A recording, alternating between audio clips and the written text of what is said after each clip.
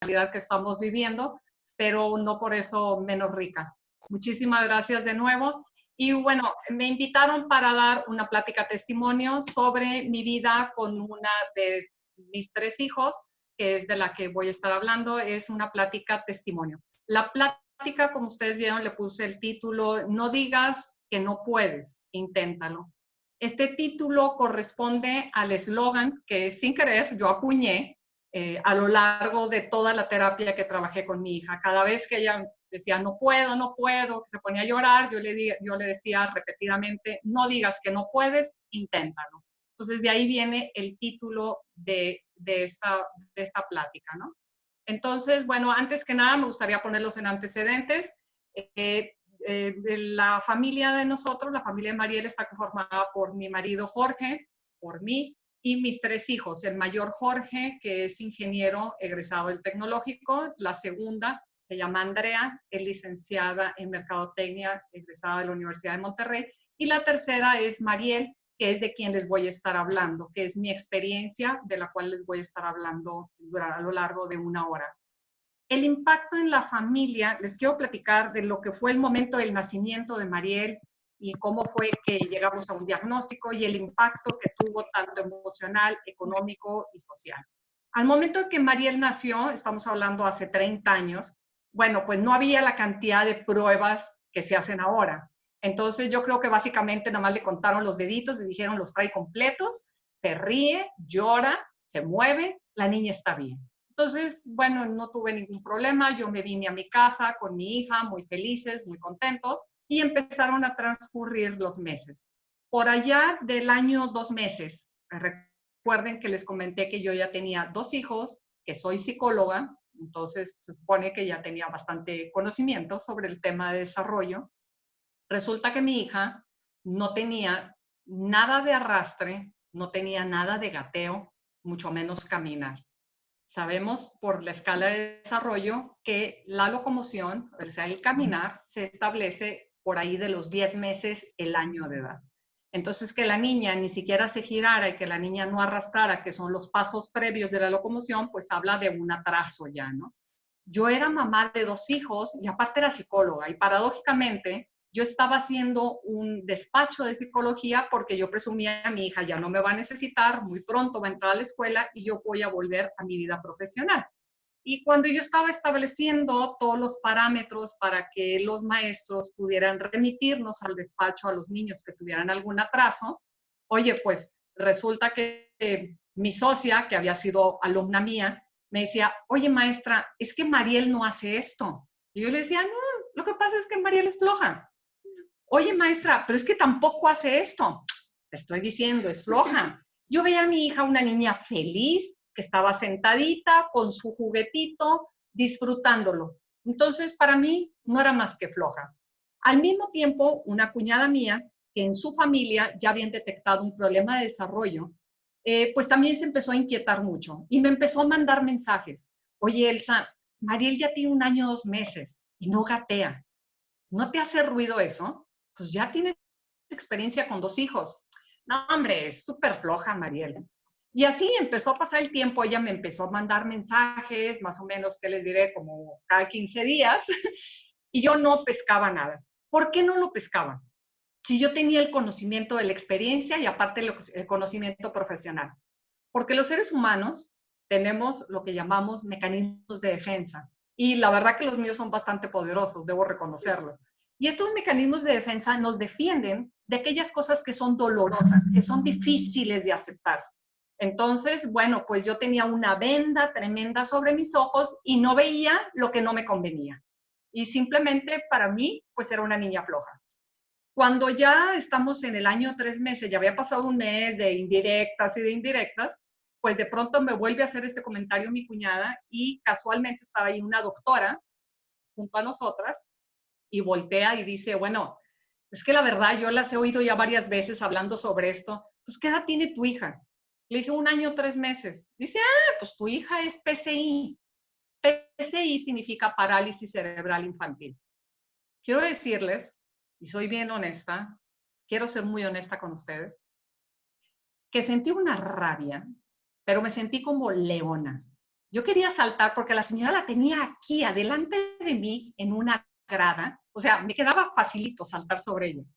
Porque me sentí muy agredida. Yo quería decirle, ¿por qué te metes en lo que no te importa? ¿Tú qué sabes de mi hija? Si ni siquiera la conoces, ¿por qué opinas? Porque me dio mucha rabia. Pero la verdad es que, bueno, pues mi cuñada aprovechó esta coyuntura y me dice, oye, ¿sabes qué? Ya estoy cansada de mandarte indirectas y la verdad es que yo sí creo que tu hija puede tener problemas. Y si tú no la llevas con el doctor, la voy a llevar yo. Y pues la verdad es que dije, espérame tantito, si yo soy super mamá, ¿cómo que la van a llevar ustedes? Yo la voy a llevar. Pero vuelvo a ser honesta con ustedes. Yo la iba a llevar para demostrar que mi hija estaba bien, no porque yo pensara que tuviera algo.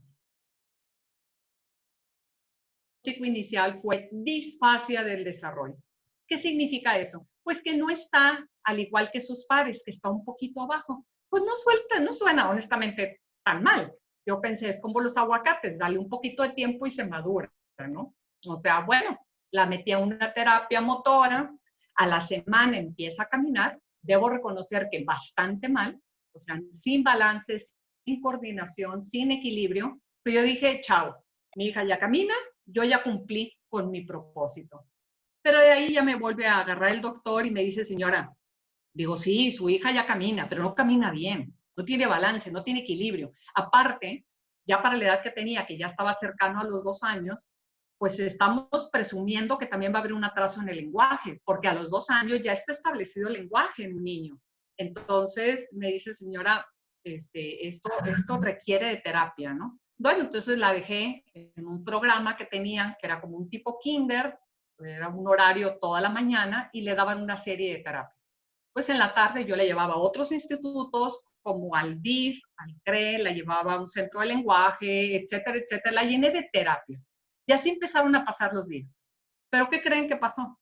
Que uno espera que al llevarla a tantas terapias, de pronto te van a decir, ay, ¿qué crees? Ya lo logró, bien, se acabó la terapia. Vamos a pasar a otra cosa, esto ya está palomeado. Pues no, cuando iba pasando el tiempo, resulta que obviamente cronológicamente ella debería de haber adquirido otras habilidades, porque recuerden que al momento de nacer, todos nacemos, como decían los antiguos griegos, con la tabula rasa. ¿Qué quiere decir? El cerebro en blanco.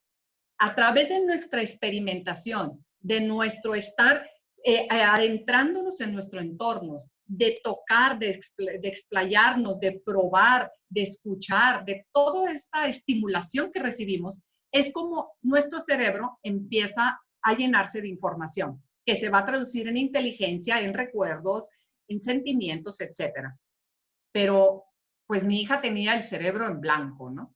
Entonces, bueno, ¿qué fue lo que pasó ahí? Que empezamos a notar que pasaba el tiempo y les decía, en lugar de ir aventajando, pues se notaba más la distancia entre ella y los niños de su edad. De tal manera que a los 3 años yo ya me estiraba el pelo y decía, no es posible, o sea, me he pasado toda mi vida llevando la terapia y no hemos avanzado nada. Al contrario, cada vez son más broncas y más broncas y más broncas. Estábamos muy desesperados y nos recomendaron un centro en Houston. Se llama Bluebird Clinic, pertenece al Hospital Metodista y es un centro neurológico pediátrico y la llevamos para que le hicieran una evaluación súper completa. Fue una evaluación de 3 días donde le evaluaron desde el pelo, el corazón, la piel, todos los nervios craneales, absolutamente todo el encéfalo y demás. Al cabo de esos 3 días, en los que me hicieron contratar hasta un abogado, que la verdad yo estaba asustada y dije, espérenme, yo vine por un diagnóstico, una terapia, no vine a problemas legales ni cosas por el estilo, pero pues así están las cosas allá, ¿no?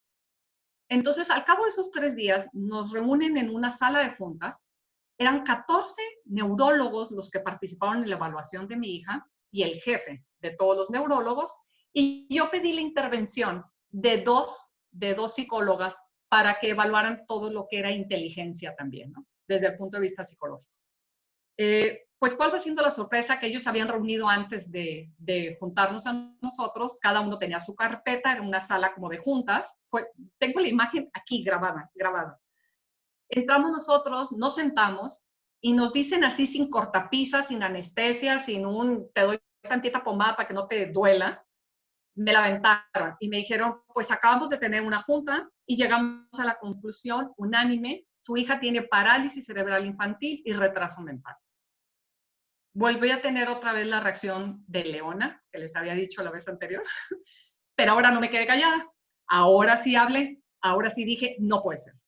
No puede ser. O sea, yo me resistía a un diagnóstico tan fuerte, un diagnóstico que lo tenía atorado aquí o acá en el pecho, yo no sé dónde, pero no lo podía aceptar. Entonces yo era, no puede ser, no puede ser, no puede ser. Y el doctor era, pues lo siento mucho, no solamente así es, sino que desde ahorita le digo que no hay absolutamente nada que podamos hacer por el cerebro de su hija. No hay ningún tipo de rehabilitación que la pueda ayudar, porque ella tiene absolutamente todas las partes de su cerebro totalmente dañadas. Su hija nunca va a poder asistir a la escuela, no va a aprender a leer ni a escribir, no va a aprender a hablar bien, a caminar bien, andar en bicicleta, nadar, cosas de la vida diaria, ¿no? No iba a aprender esto. Entonces, pues yo seguí todavía, pero es que, a ver, aquí es un centro muy grande, yo vengo a que me den soluciones, deme una terapia, no importa lo difícil que sea, no importa lo que me lleve. Y me dice, señora, el problema es usted. Y yo dije, ay, jole, ya encontraron algo aquí genético, ya, mi familia es un desastre. Y yo dije, ¿qué pasó? ¿Qué encontraron? No, el problema es que usted no lo quiere aceptar. Entonces, porque esto está muy claro, pero usted no lo quiere aceptar. Vaya con un psiquiatra para que le ayude a usted. Dije, bueno, mejor le bajo 3 rayitas, como decimos ahora, porque si no de aquí voy a salir con un chaleco. ¿Cómo fue el impacto emocional para mi marido? Que éramos los dos que estábamos ahí. Mi marido se cayó, se cerró, agarró a mi hija que estaba a un lado, la abrazó súper fuerte a tal grado que la hizo llorar, como diciendo, con mi hija tú no te metes, no le hagas daño. Esa fue su reacción. Y entre más se callaba él, yo más hablaba. Entonces, bueno, aquello estaba como de locos, ¿no? Pero bueno, al final le dije, no me voy a pelear con la etiqueta, dígame qué puedo hacer para ayudarla, aunque sea esto, un 0.00001%, no me importa, pero yo no me quiero ir con las manos vacías, yo no me quiero ir con esta impotencia que me está matando, ¿no? Entonces me dice, señora, es que no hay nada, entienda. Al final, como que le di un poco de pena y me dice, mire, vamos a hacer una cosa, venga dentro de 6 años, 6 años. Quizá, porque no me quiso prometer nada, quizá en 6 años, como la ciencia avanza mucho, quizá haya algo que podamos hacer, pero hoy por hoy no hay nada. ¿Se pueden imaginar lo que se siente? O sea, la verdad, yo porque lo he contado muchas veces ya no me quiebro, pero la verdad, les soy bien honesta, yo en ese momento sentí que ese evangelio donde hablan de la espada que atraviesa tu corazón era lo que realmente me estaba pasando en ese momento. Era un dolor grandísimo, era un miedo espantoso y la pregunta que se repetía en mi mente era, ¿qué va a ser de ella? ¿Qué va a ser de ella? ¿Qué va a ser de ella? Porque uno está seguro que mientras uno esté, no pasa nada.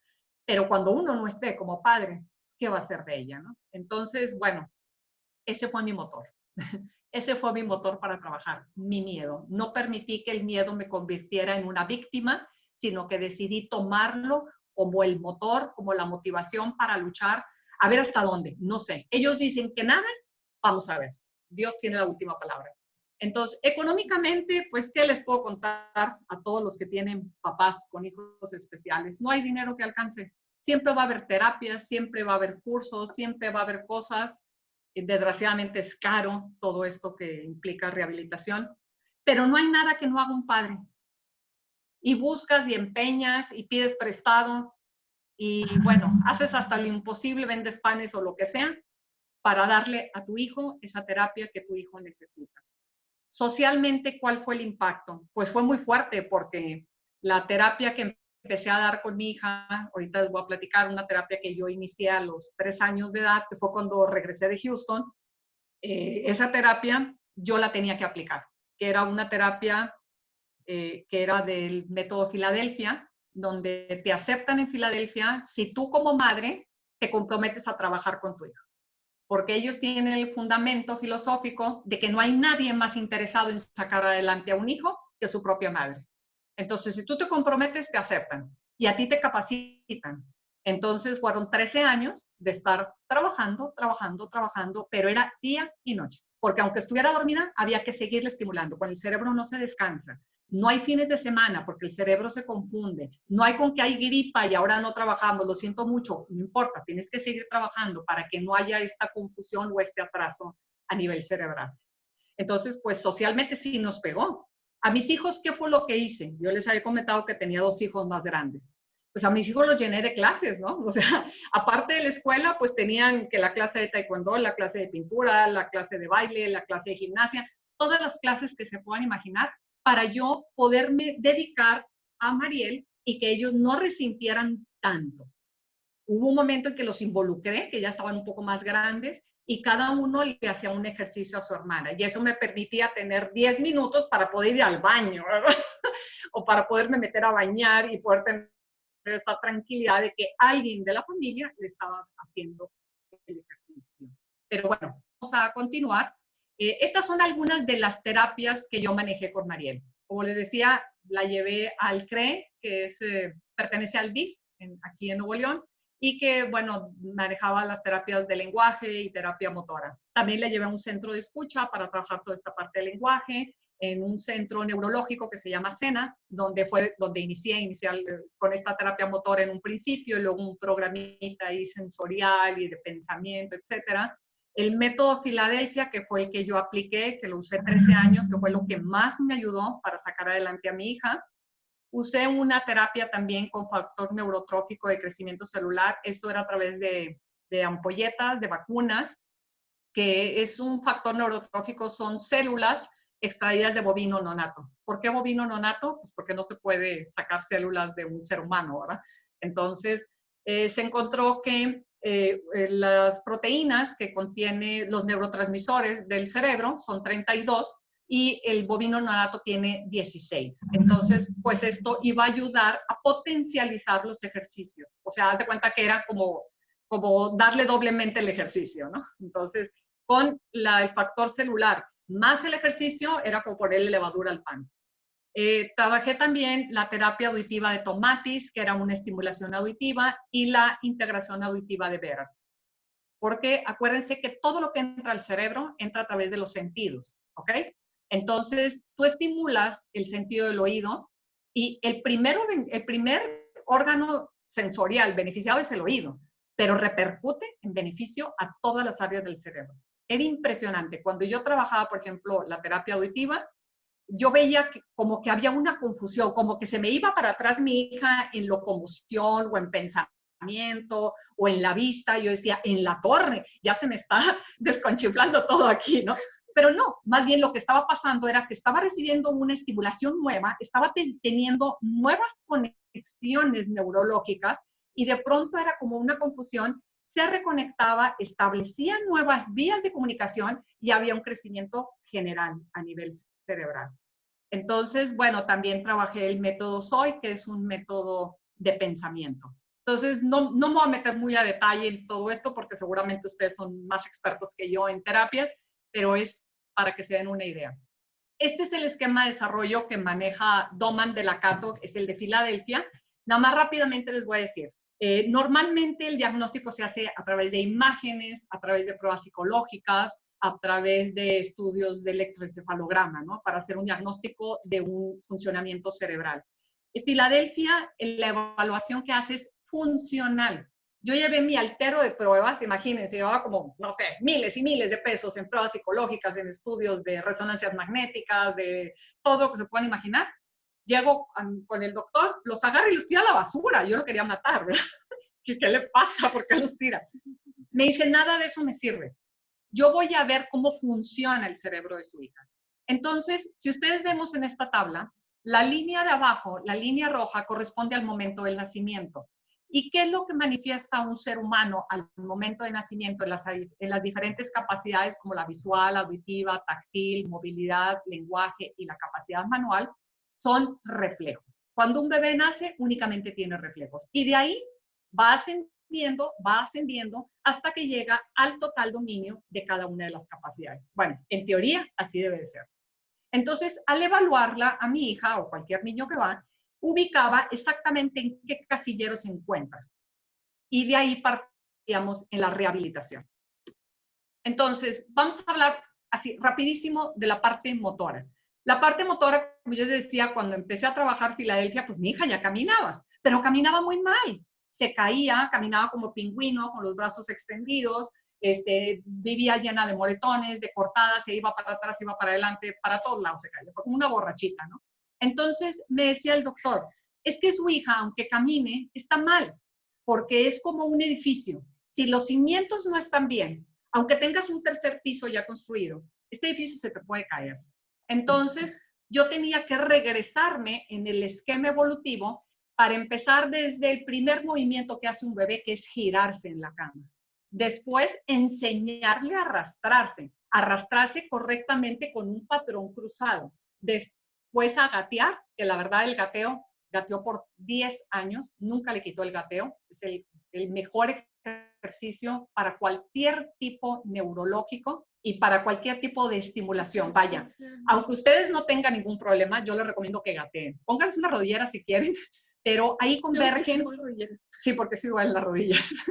Pero ahí convergen absolutamente todos los estímulos, visual, auditivo, táctil, etc. Y después el triscado. El triscado viene siendo la marcha de Caperucita. Doy un paso y doy un brinquito, doy un paso y doy un brinquito. Es el triscado. Esto es en forma muy gruesa, porque fueron muchos años, estamos hablando de 16 años de terapia, estamos resumiéndolo muy brevemente. Dentro de la parte de la estimulación sensorial, a mí me gustaría explicarles esto, porque recuerden que les dije que toda la información llega por los sentidos. Entonces, primeramente, nosotros teníamos que partir de una evaluación de los sentidos. Entonces, yo primero le evalué la vista, a ver si a lo mejor mi hija necesita lentes. No, sus órganos sensoriales eran sanos, es decir, ella tenía una visión 20/20, pero la conexión entre el ojo y la zona occipital, que es donde está el centro de la visión, no existía esta conexión. ¿Por qué?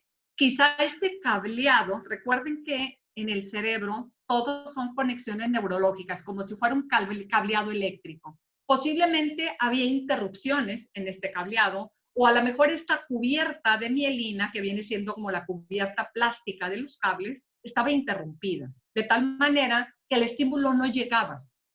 Entonces, no había información guardada. Entonces, para mi hija, cada vez que veía algo, era como ver algo nuevo, ¿de acuerdo? Entonces, trabajé muchísimos ejercicios, pero vaya, ¿cómo qué ejercicios?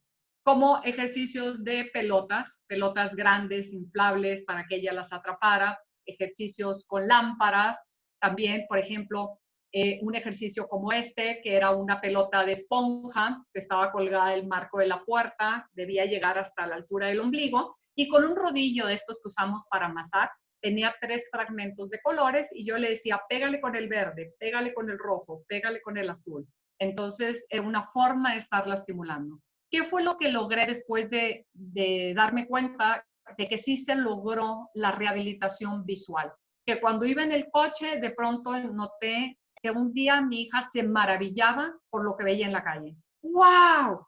Como si toda la vida hubiera usado unos lentes súper oscuros que no le permitieran ver los colores en toda su dimensión. Si alguien de ustedes usa lentes, recordará la primera vez que le pusieron lentes graduados que dices, ¡ay, qué bonito se ven los colores! Bueno, yo me imagino que una forma más superlativa fue como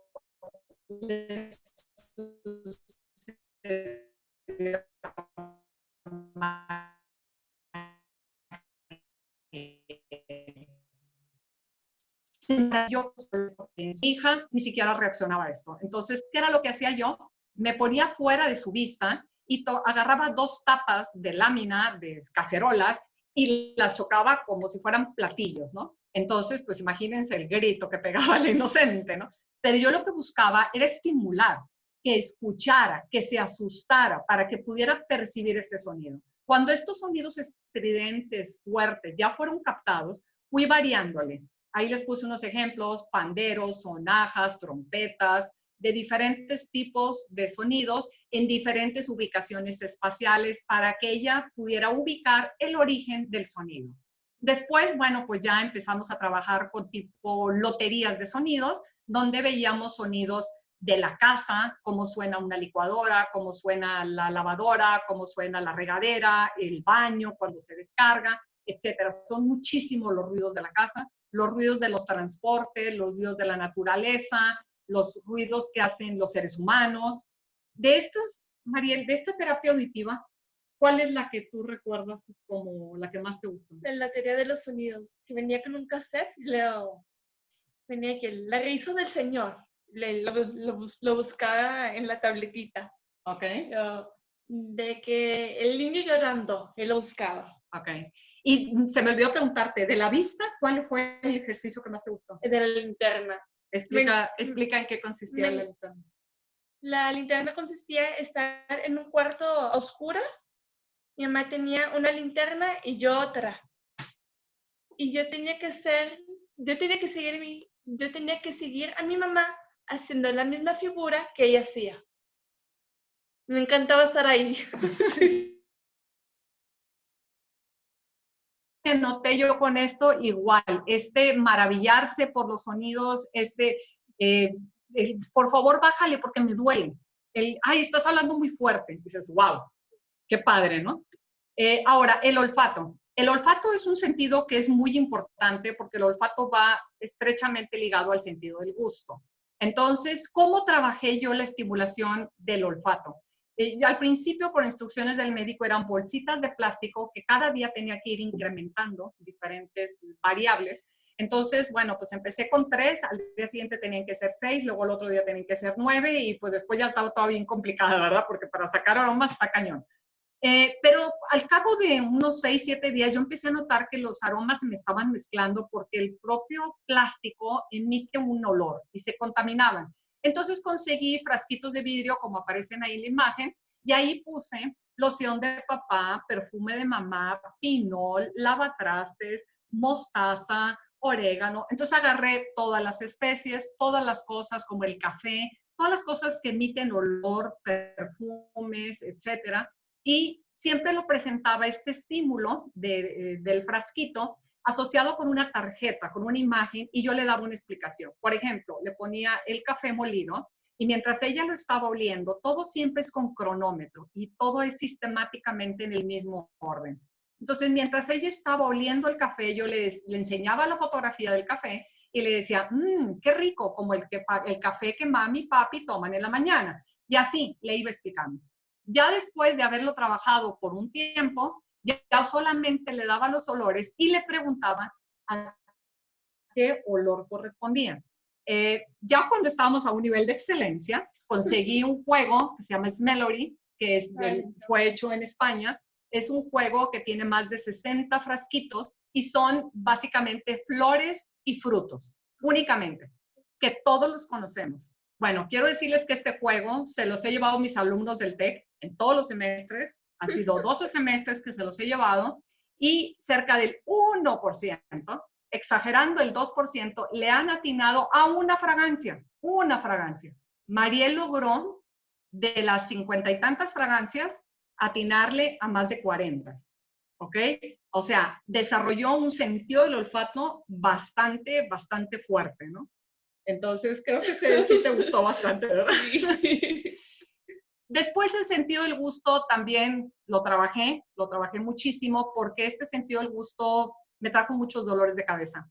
Mi hija, desde que tenía 1 año, empezó a introducirse cosas a la boca y fuimos a dar al hospital varias veces porque ella tenía una obstrucción del tracto digestivo y no podía respirar.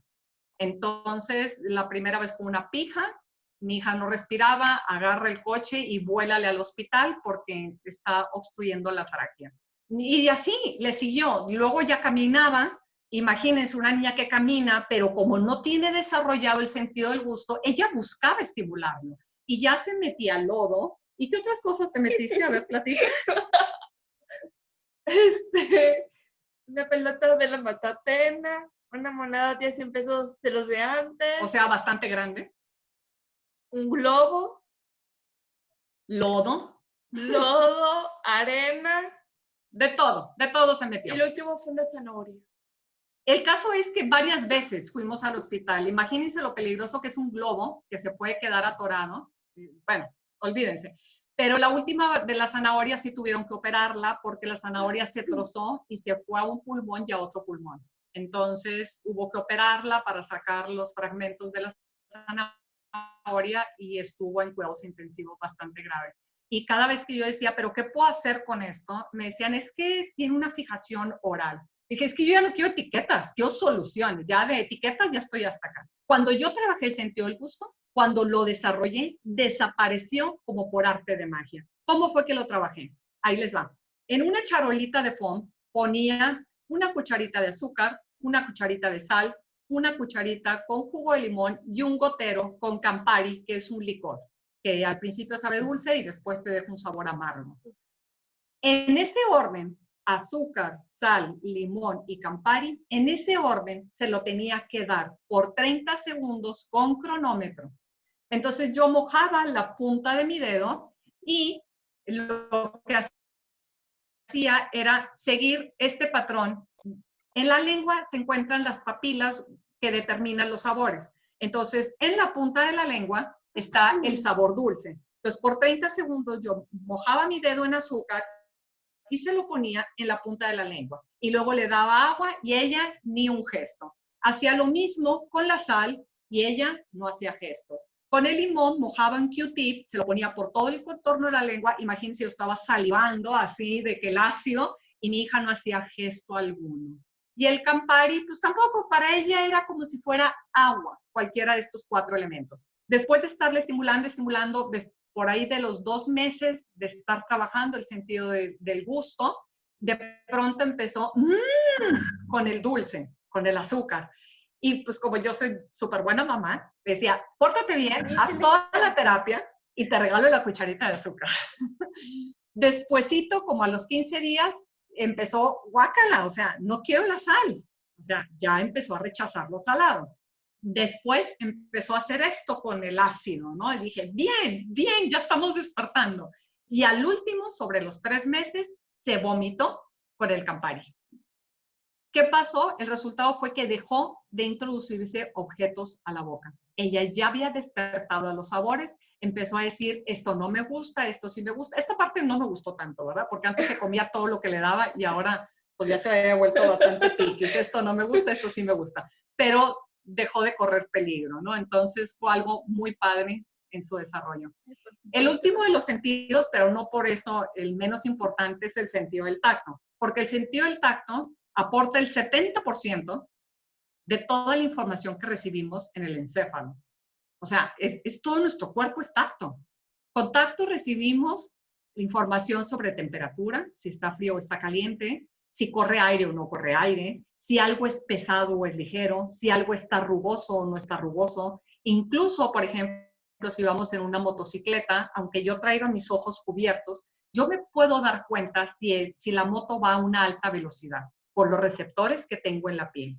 ¿Ok? Entonces, muchísima la información. Me dice sobre qué postura estoy, si estoy parada, si estoy sentada. Me da muchísima información. Entonces, pues este también me sacó muchos dolores de cabeza porque mi hija no lo tenía tampoco desarrollado. Entonces, bueno, yo notaba que ella se cortaba y no lloraba. Le ponían las vacunas y tampoco lloraba. Y al principio yo decía, bueno, es que hemos trabajado tanto que la verdad mi hija es una guerrera, es súper fuerte, es bien valiente. Nada que ver, no tenía el sentido del tacto desarrollado. En una ocasión, por allá de los 5 años, pues ella ya se quería bañar, ¿no? Entonces se mete a bañar y me habla la muchacha porque se le había olvidado la toalla y me dice, señora, córrele, no sé qué le pasa a su hija. Allá voy corriendo y veo que un glúteo era una bola enorme entre roja, negra, morado, pero una tumoración espantosa. Sequé a la niña, le puse una batita y al hospital.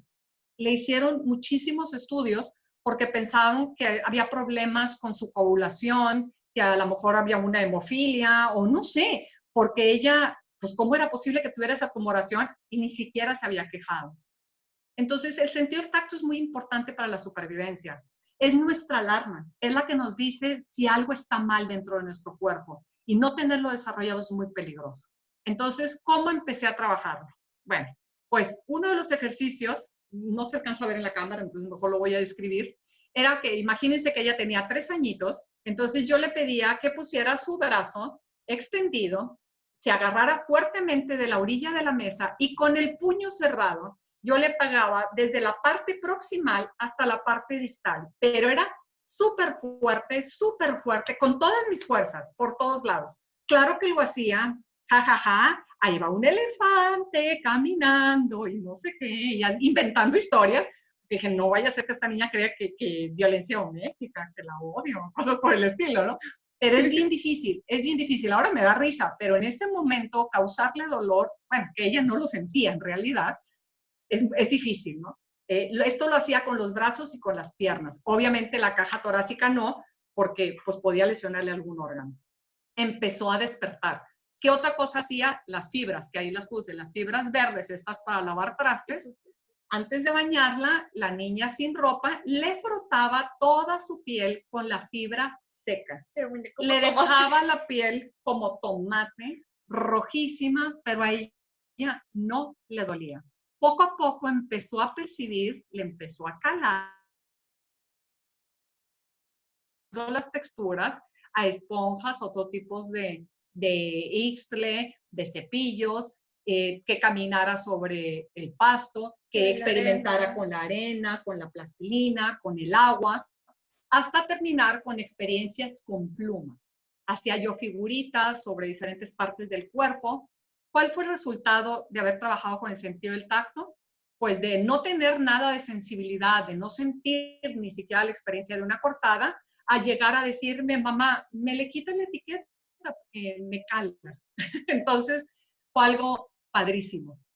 Fue muy gratificante y pues ya tenía yo la tranquilidad de que si algo le pasaba, ella me iba a poder reportar. Esta es una imagen que yo les quería compartir para que vean, este es un electroencefalograma. Para los que no están familiarizados con este estudio, la actividad eléctrica del cerebro se registra a través de unos electrodos que se colocan en diferentes partes del encéfalo y registra cómo es la actividad eléctrica en las diferentes regiones. Debe ser lo más plano posible. Si ustedes ven, aquí hay líneas que se entrelazan, líneas que se cruzan con la de arriba y con la de abajo. Aquí lo que nos está hablando es de que hay una actividad totalmente descoordinada, hay cortocircuitos, está muy alterada la actividad eléctrica. Pero fíjense, tenía 10 años ya. Si yo empecé al año y medio, yo me pregunto cómo habría estado el encéfalo de mi hija al año y medio que yo empecé. No sé, nunca me pidieron que hiciera este estudio, sino hasta los 10 años. Y está espantoso. 3 años después, vean ustedes, este es un electro totalmente normal. Es el electro que puede corresponder a ustedes o a mí. Digo, quiero pensar que somos normales. Esto es lo normal. Entonces, pues la verdad fue maravilloso ver el avance de una forma gráfica. Aquí está otro ejemplo de una actividad eléctrica, otro estudio que le hice. Los primeros dos de arriba que vienen como rojos y los dos de abajo que le corresponden, esos son de 1999 y los otros 4 que están también agrupados corresponden a 3 años después. Entonces, si ustedes ven, tiene un piquito rojo. El piquito rojo es la nariz. ¿Y qué son? Imagínense que son fotografías que tomamos desde la parte de arriba y son a diferentes alturas. Desde la más abajo, que son las dos de abajo del lado izquierdo, que se ven en azul, luego va ascendiendo, sigue azul, luego va ascendiendo y ya se ve una zona roja bastante importante y la más superior, que es la que tiene la mancha roja mucho más grande. ¿Qué significan estos colores? Si ustedes ven, del lado derecho hay una barra. La parte más inferior de la barra es el azul más intenso y la parte superior es el rojo. El azul de abajo es la actividad eléctrica que debemos de tener. Rápida, alerta, conectada, en el presente. Ahorita, como yo estoy hablando, estoy leyendo, las estoy viendo, estoy tratando de pensar en lo que voy a decir más adelante. Esas son las ondas rápidas, las ondas alfa. Lo rojo, bueno, conforme va subiendo, es la actividad cada vez más lenta y lo rojo es no hay actividad, es muerte ahí. Absolutamente nada de actividad. Entonces, ustedes ven, la zona de mi hija era bastante grande, pero cabe mencionar que este estudio también es cuando ella ya tenía 10 años. Entonces, imagínense cómo estaba su cerebro 7 años antes. Era lo que decían los doctores, todo su cerebro está tremendamente dañado. Los otros 4 que están agrupados, los 2 últimos de arriba y los 2 de abajo, hacia el lado derecho, ya se ven todas las zonas en azul. ¿Qué quiere decir? Que ya todo el cerebro está funcionando de manera normal, como lo pudieron ver en el electroencefalograma. Quise agregar algunas fotografías de Mariel, nada más es como para el recuerdo. Mariel de pequeña, Mariel sonriendo, por ahí del año de edad. Aquí puse unas actividades. Ella ha participado en muchísimas actividades deportivas, de teatro, de pintura. Por ahí creo que la maestra está conectada ahorita, sí. La maestra de pintura, la mandamos un saludo. Pero vaya, muchísimas actividades, nomás pusimos las más emblemáticas. Y también ella fue invitada, vaya, cabe decir que dentro de su educación, a pesar de que me dijeron que no iba a poder ella aprender nada de escolar, que no iba a poder entrar a la escuela, pues sí, entró a la escuela y estuvo en una escuela donde se manejaba la inclusión hasta tercero de secundaria. Ahí me hicieron el favor de apoyarme y de darle clases cuando había materias que no son importantes porque la Secretaría de Educación no te las exige, como las materias de francés, la materia, no sé, de gimnasia. Esas materias no eran importantes, entonces en esas horas a ella le daban clase individual. Entonces, bueno, así transcurrió toda la primaria y la secundaria, no exenta de problemas, de rechazo, de marginación, de bullying, que todos ustedes estarán muy familiarizados con este hecho.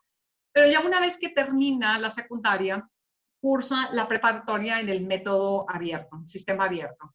Y cuando termina, fue invitada a formar parte de un movimiento de una fundación que se llama Hecho con Capacidad, que busca la inclusión de los jóvenes con discapacidad intelectual dentro del ambiente familiar, social, laboral y educativo.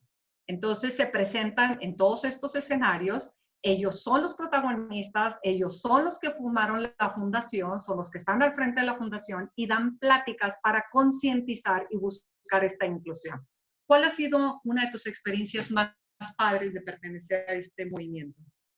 Me acuerdo mucho de eso, es lo que más tengo grabado, que una de las pláticas fue en un colegio con papás y maestros y dando mi testimonio, pues yo les recomendé a los padres de familia pues de que no era bueno que sobreprotegieran a sus hijos. Y cuando se acaba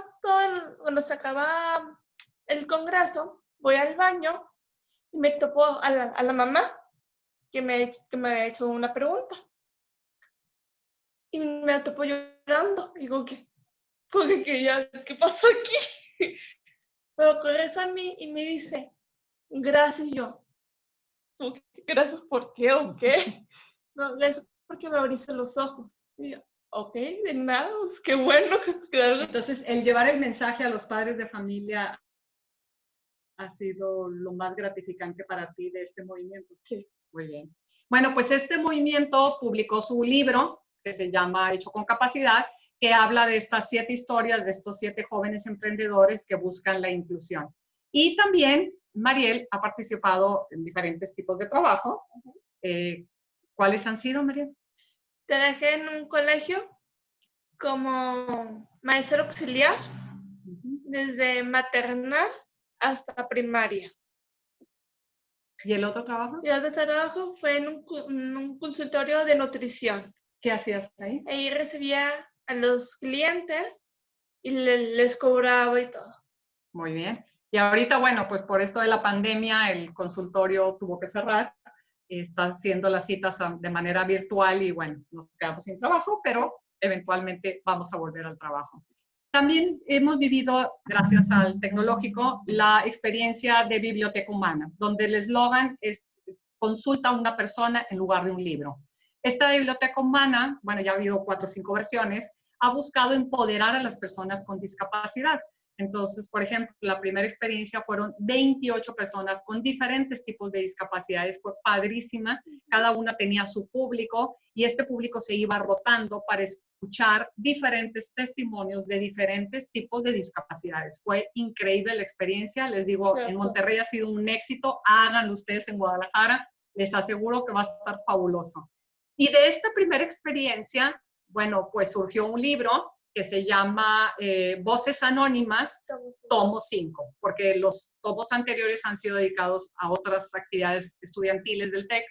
El tomo 5, ahí vienen 28 historias, se los recomiendo muchísimo. Pueden descargarlo gratuitamente a través de Amazon, porque el Tecnológico de Monterrey hizo un convenio con Amazon y con Editorial Porrúa, que fue la que editó el libro. Entonces, si les interesa adentrarse un poquito más en diferentes tipos de discapacidades y las luchas que cada uno ha ido enfrentando, les recomiendo este libro. Bueno, y para terminar mi parte de exposición, les anexo los links para 2 videos, porque por ahí vi que había como inquietud de qué hacer por la ansiedad por el COVID, ¿no? Por este encierro que estamos teniendo, este aislamiento social. Entonces, hice un video de estrategias contra la ansiedad, que lo pueden descargar, está en YouTube, y también otro donde explico toda esta parte que les decía ahorita de la estimulación sensorial. Entonces, están a sus órdenes, lo pueden descargar, ya sea a través de la plataforma de aquí de ustedes. Y eso es todo por mi parte. Voy a cerrar la presentación para ahora sí dar paso a las preguntas. Ok, bueno, hace rato una compañera de nosotros de Crece Camp nos puso una pregunta de parte de su mamá y ella nos comentaba que si al momento de cuando tú estabas embarazada no te alarmaron sobre la situación que estaba pasando con Mariel, o si lo detectaron hasta, como nos comentaste, hasta el año y medio.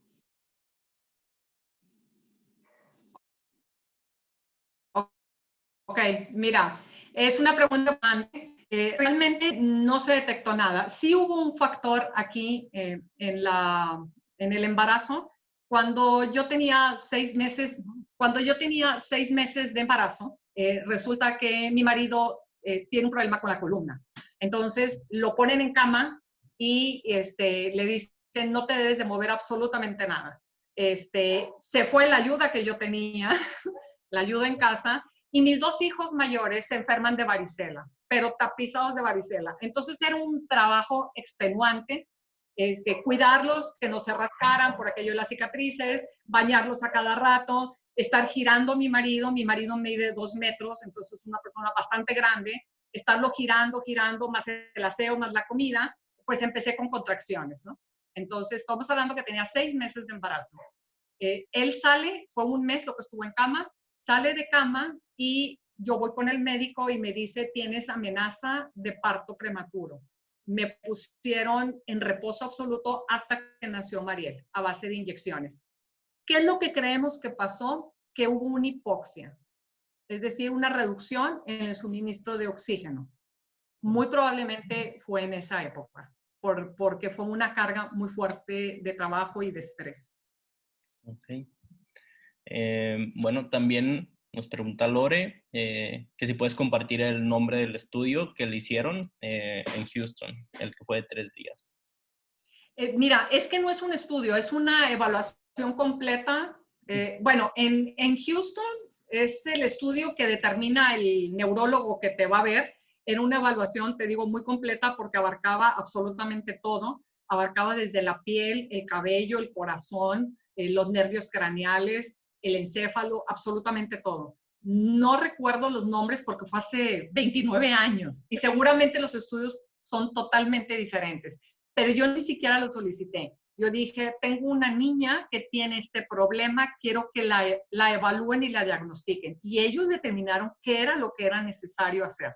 Incluso antes de que yo llegara a Houston ya me habían mandado todas las citas hechas. O sea, como que ya es un paquete, ¿no? El lugar a donde fui fue la Bluebird Clinic. Pero honestamente no fue lo que me ayudó a mí. Lo que me ayudó fue el método de Filadelfia. Ok. Porque recuerda que ahí me dijeron que no había nada que hacer por mi hija.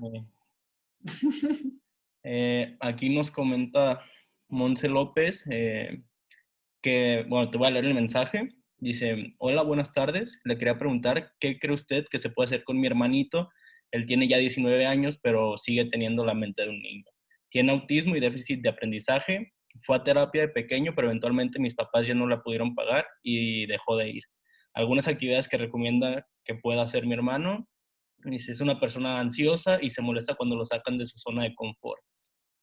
Mira, lo mío no es la especialidad en el autismo definitivamente, pero una cosa sí queda muy clara. Con el espectro autista es muy importante la rutina. Muchas veces uno lo saca, por decirte, de paseo, porque pobrecito está muy encerrado, hay que sacarlo para que se distraiga y esto los altera, porque a ellos les gusta la estructura muy clara, muy definida.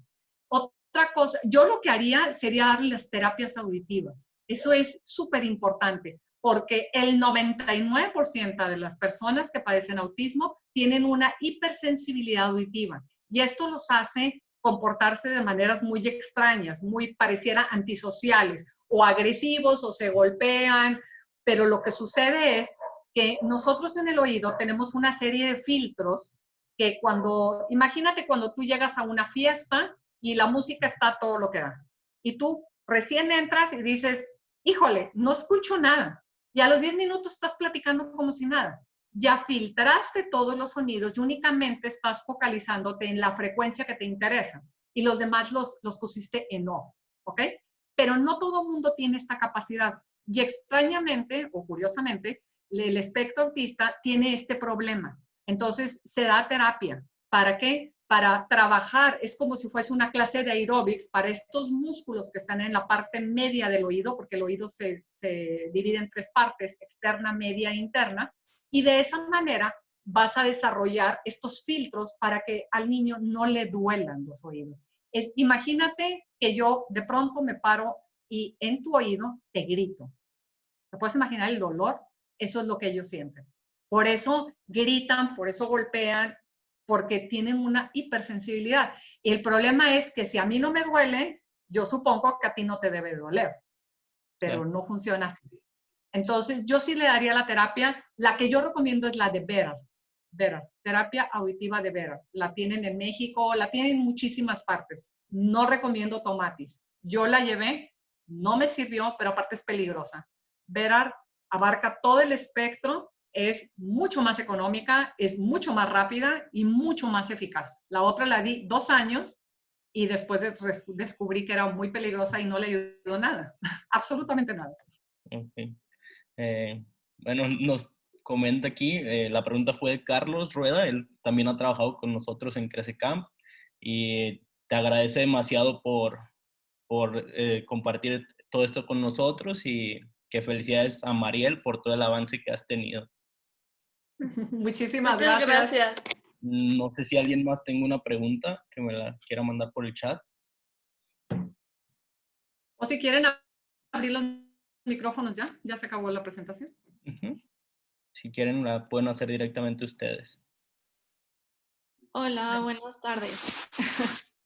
Yo no es pregunta, es un comentario.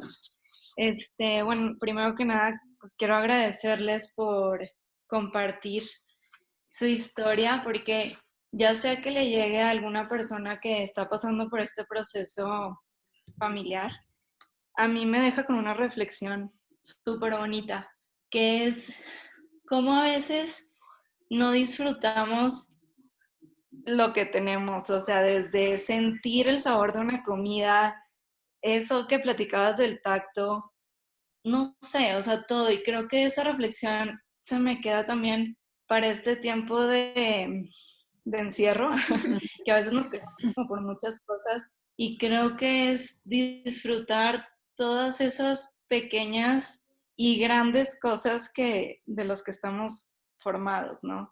Se me hace impactante la historia de ustedes dos,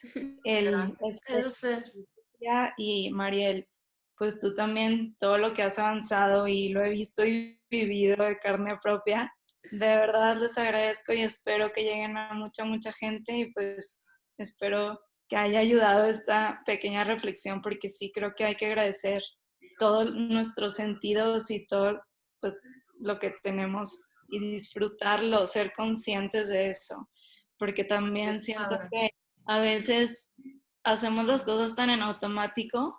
Ahorita que estabas platicando todo lo del cerebro, como que te hace consciente de decir todo lo que está funcionando en mí, ¿sabes? O sea, no sé, solo lo quería decir, pues, por si sirve ya. Muchas gracias, Fer. Yo te agradezco mucho que hayas hecho este comentario porque imagínate que yo dediqué, no sé, 15 años a rehabilitar los sentidos.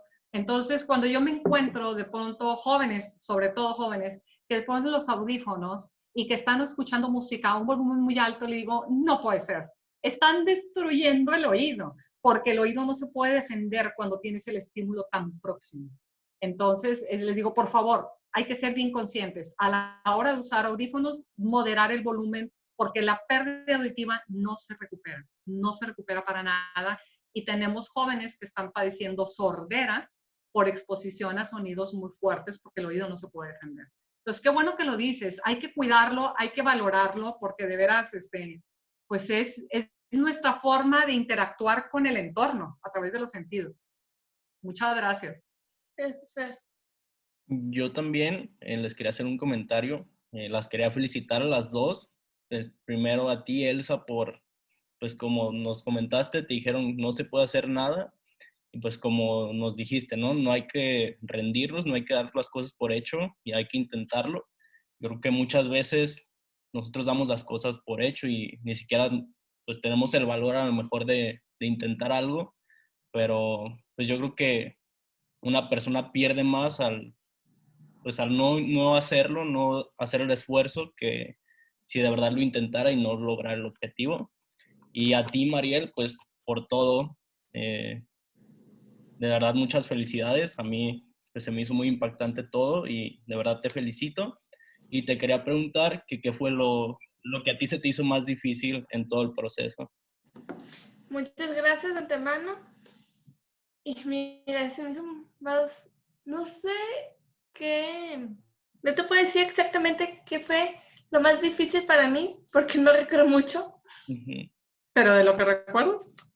Pero de lo que yo recuerdo, y lo que no me gustaba, lo que hasta la fecha sigo odiando, es el gateo.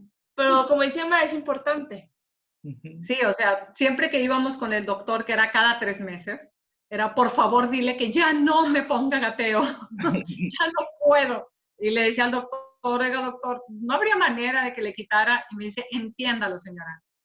Imagínense la importancia que tiene el gateo, que me decía, si usted me dijera, dígame un ejercicio que aplique a cualquier tipo de problema neurológico, de cualquier edad, solamente un ejercicio, yo les diría el gateo. Y nos decía, ustedes también gateen, papás, hermanos, que todos gateen, es muy bueno. Entonces, bueno, pues se las pasa al costo. Pero sí, la verdad que este era el momento en el que, chin, otra vez va a haber bronca, otra vez va a haber pleito, pero pues ni modo, hay que hacerlo. Y lo hubo. Muchas y lo hubo y muchas. Pero lo bueno es que sirvió mucho. Y fíjate que también tuvimos un testimonio en una ocasión, porque hemos dado plática en muchos escenarios, gracias a Dios. En una ocasión fue un grupo de jóvenes, eran 70 jóvenes. Y al final de la plática, el joven se levanta y traía un pedacito de papel que había arrancado de su libreta, donde había tomado notas. Entonces, primero se dirige a mí y me dice, Elsa, te quiero felicitar por haber luchado, por no haberte dado vencido, bla, bla, bla, bla, bla. No, pues muchas gracias, ¿verdad? Y luego dice, Mariel, te felicito a ti porque en lugar de declararte víctima, decidiste hacer equipo con tu mamá y luchar. Te aguantaste aunque te doliera, aunque te fastidiara, aunque dejaras a un lado las fiestas y decidiste hacer equipo. Las felicito a las dos. Hasta ahí todo va bien, pero luego agrega, ahí les va esto para que vean qué impactante. Y tengo la nota guardada. Y dice, quiero que sepan que el día de hoy ustedes me salvaron la vida. Dice, porque yo me iba a suicidar el día de hoy. Ya lo tenía todo planeado. Dice, pero cuando escucho la historia de ustedes, de todo lo que sufrieron, de todos los años, de ejercicios tan dolorosos, haz de cuenta que cada ida con el doctor era como una ruleta, o sea, como un sub y bajas, una cosa así emocional, una montaña rusa emocional. A veces era, ay, la niña avanzó mucho, ay, salía yo, feliz. Y de repente era, no hubo ningún avance. Y se te mete el miedo de decir, a lo mejor hasta aquí llegó. ¿Y qué va a hacer de ella? Siempre el temor, ¿qué va a hacer de ella si ya no avanza más? Entonces era sub y baja, ¿no? Y que este chico diga, me salvaron la vida, porque después de oírlas a ustedes, ahora me doy cuenta de que yo nací con todo. Tengo todas las capacidades. Pero fui tratado como una basura. Así lo expresó él, por parte de sus papás. Así lo expresó. Seguramente, digo, no tiene problemas muy serios el chico de depresión. Dice, pero al ver lo que ustedes lucharon, teniendo todo en contra, me dejó muy claro que yo debo luchar por mí, porque tengo todas las capacidades, tengo todo el potencial para ser feliz. Entonces debo de trabajar y debo de dejar de quejarme de lo que me tocó y más bien construir lo que quiero para mi vida, ¿no? Entonces fue muy fuerte para nosotros esa experiencia. Y bueno, al final como quiera fue remitido con un especialista porque sí estaba peligroso, ¿no? Pero han sido las experiencias más fuertes. A ver, aquí mandaron otro comentario de Patricia Pérez Olmedo que dice, tengo una hija de 30 años con diagnóstico de hipoxia neonatal y me da mucha fortaleza escucharlas y mucha esperanza. De hecho, se llama como usted. Dios la bendiga siempre. Gracias por... Gracias. Mira, fíjate, te cuento una cosa. Cuando yo estudié psicología, ya este año cumplo 40 años de egresada. No existía el concepto de neurogénesis. No existía. Neurogénesis es la nueva formación de neuronas. Se creía que el ser humano nacía con una dotación de neuronas y se iban muriendo conforme iba creciendo o conforme las iba destruyendo con el alcohol o con drogas, mal uso de las neuronas, y de pronto te las puedes acabar, ¿no? Ese era el concepto. Y yo empiezo a trabajar con Mariel todavía con esa creencia. Pero cuando empiezo a ver todo esto que pasa con Mariel, descubro yo primero, y ahora resulta que los libros lo traen, ya bien escrito en los libros nuevos de psicología, en los libros de neuropsicología, de que existe concepto de neurogénesis y de plasticidad cerebral. Entonces, dices, oye, qué padre, porque ¿qué quiere decir esto? Que no me debo quedar con los brazos cruzados, no debo de aceptar todo lo que me diga el médico porque ahí viene en el libro. Yo no dudo de la capacidad del médico, no dudo de que el autor del libro donde él estudió así lo haya plasmado, pero cuando tú luchas, cuando tú trabajas y trabajas y trabajas, no sabemos hasta dónde vas a llegar, pero vas a lograr mucho más que si te quedas cruzado de brazos, porque entonces ahora sí que el niño se quedó sin la experiencia. Glenn Doman, el creador del Instituto de Filadelfia, él viajó por todo el mundo para estudiar los casos diferentes de discapacidad. Y por ejemplo, ando en la discapacidad motora. Él empezó a estudiar qué niños avanzaban más. ¿Y sabes cuáles eran? No eran los que recibían terapias. Eran los niños más pobres, que como sus papás se tenían que ir a trabajar y como no tenían quien los cuidara y quien les llevara el alimento y quien los moviera y los cargara, el niño lo dejaban en el piso y el niño tenía que arrastrarse para tomar lo que necesitaba. Tenía que valerse por sí mismo como pudiera. Entonces resultó que esos fueron los niños que avanzaron más, que los que les daban masajes, que los que les ponían un esqueleto por fuera, ¿no? Esos armazones que se usaban antes. Entonces, bueno, esto es lo que nos enseña la experiencia, no darnos por vencido. La plasticidad existe. No es lo mismo, obviamente, de un bebé, de un niño muy pequeño, a la de un adulto, pero existe la plasticidad. A mí me sirvió muchísimo cuando esto no existía, cuando no existían estos conceptos, te digo, yo era fan de la revista de Selecciones, no sé si la recuerdas, alguna vez hayas leído esa revista, porque en estas revistas siempre había un caso de un joven o de un señor o de una X persona que había sufrido un accidente y cómo había luchado frente a la adversidad para recuperar su calidad de vida. Entonces, desde experiencias de personas que habían tenido una sección medular por un esquí y cómo habían logrado rehabilitarse, a diferentes tipos de experiencias de natación y de equitación y de diferentes tipos de accidentes y cómo habían logrado rehabilitar, si no en su totalidad, parcialmente. Y todos tienen el común denominador de no hicieron caso, siguieron luchando. Pese a todo el pronóstico, siguieron luchando. No sabemos, yo no les puedo prometer que se van a sanar, pero lo que sí nos tiene que quedar muy claro es que los tenemos que dejar mejor que como están, porque cuando no estemos nosotros, ¿qué va a ser de ellos? Entonces, prepararlos lo más posible. Para las personas que hace rato me preguntaba, es que no tiene capacidad para, todo esto de rehabilitación es muy caro. Vivimos ahorita en una época donde en el internet puedes encontrar muchísimas cosas. Ahorita puedes tomar cursos que son gratuitos, entonces métanse a cursos. Dependiendo del problema que tenga su hijo, investiguen en todos lados a ver dónde hay cursos para que los entrenen a ustedes para poder capacitar a sus hijos. Métanse a asociaciones de autismo, por ejemplo, si ese es el caso.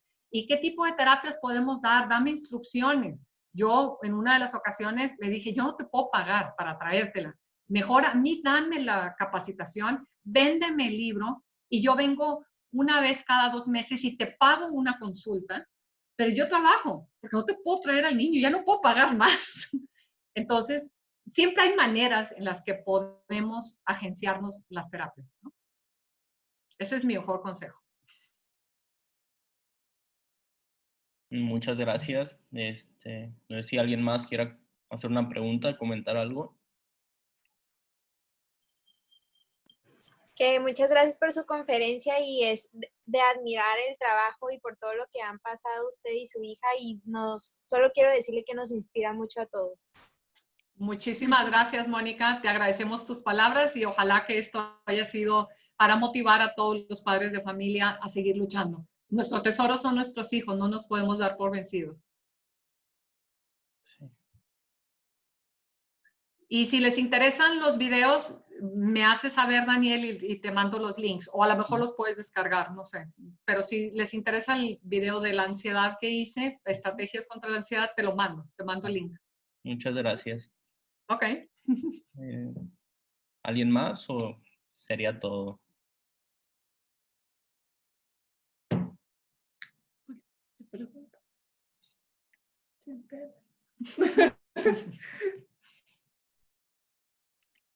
Bueno, pues esperamos entonces que esto sea de mucha utilidad y en cualquier momento, cuando gusten, podemos platicar. Estamos más que dispuestas. Muchas gracias. Y pues, igual les agradecemos a nombre del TEC, Campus Guadalajara, de CreceCamp, y pues sigan inspirando a la gente como lo hicieron con el chico que nos comentaron, con las personas que se han encontrado y como lo hicieron con nosotros. Muchísimas gracias, Daniel. Muchas gracias a todos los que estuvieron presentes y bueno, nos queda la lección de que hay que seguir trabajando. Esto no se acaba, no hay nada escrito, hay que seguir luchando. Mucho gusto en haber estado con ustedes compartiendo este momento. Muchas gracias. Gracias a ustedes por la invitación. El de la ansiedad. Gracias. Gracias. Buen día.